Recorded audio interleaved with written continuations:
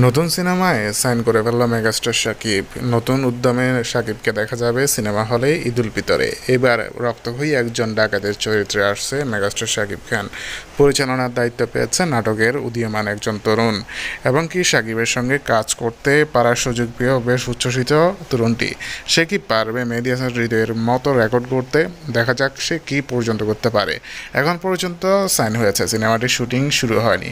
দেখা যাক সিনেমাটির শুটিং কখন শুটিং ফ্লোরে নেমে যায়। সিনেমাটিতে নায়িকা হিসেবে নাকি রয়েছে মধুমিতা, যে কলকাতার একজন জনপ্রিয় টিভি অভিনেত্রী ছিল।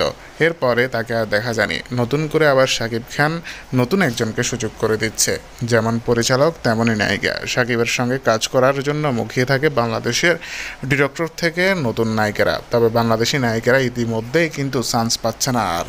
এদিকে শাকিব খানের সঙ্গে সাবিরা নূর যদিও জুটি বেঁধেছে, এবার আবারও কলকাতার নতুন একজন নায়িকাকে দেখা যেতে পারে।